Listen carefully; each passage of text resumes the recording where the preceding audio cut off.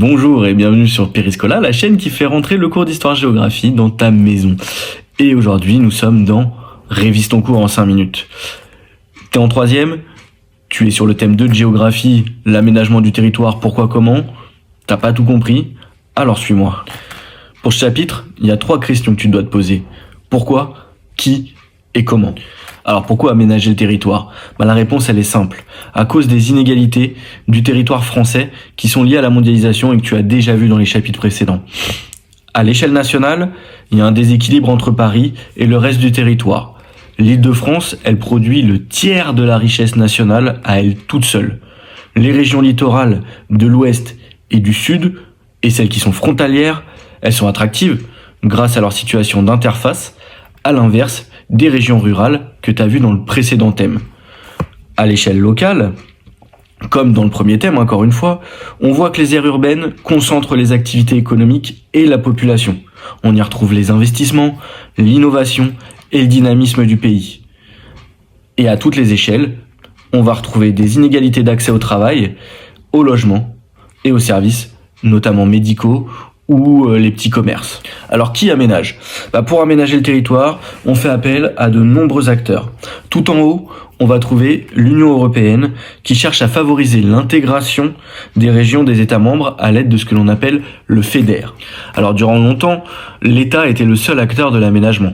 Mais avec la décentralisation et la situation économique du pays, il doit composer avec de nouveaux acteurs publics, comme les collectivités territoriales, les régions, les départements, les communautés de communes et même les communes, ou bien privés, comme les entreprises de construction, comme Vinci, comme Bouygues Immobilier, sans oublier les citoyens qui participent de plus en plus au choix d'aménagement. Et pour le comment, c'est simple, on va mettre par exemple des zones de revitalisation rurale pour limiter le déclin économique et démographique des espaces ruraux. On va faire des politiques urbaines pour améliorer la vie dans les quartiers pauvres des villes notamment, ou même des politiques publiques pour garantir la mobilité de tous et un accès égal aux services. Et dans ce thème 2, tu as abordé dans le 2e chapitre la problématique spécifique des territoires ultramarins. En effet, déjà, les territoires ultramarins, ils ont des statuts variés. Certains sont des départements et régions d'outre-mer, la Martinique, la Guadeloupe, la Réunion, Mayotte.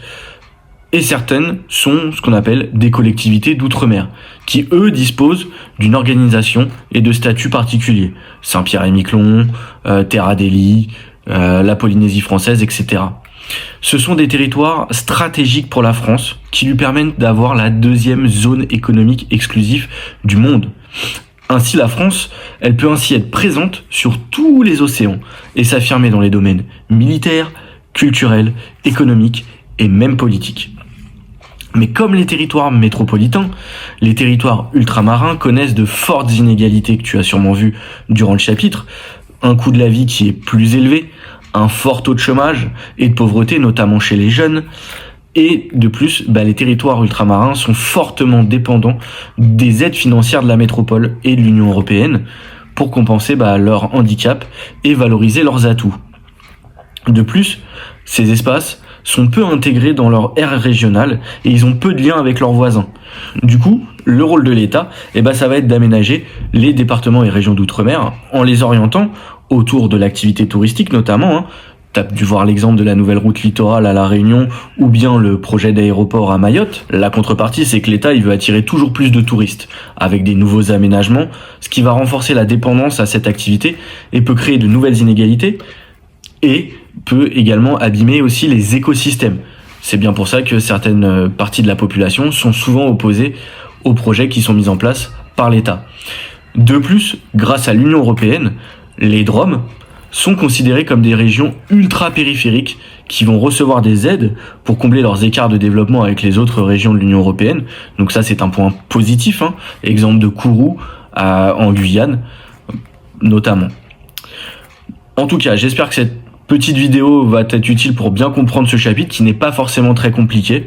Mais je t'invite surtout à regarder la carte des aménagements pour bien tout saisir et être à même de pouvoir produire un développement construit, on ne sait jamais, sur le sujet, que ce soit sur la nouvelle route littorale, sur l'aéroport à Mayotte ou bien sur un projet d'aménagement du territoire français. Et moi je te dis à bientôt sur Périscola.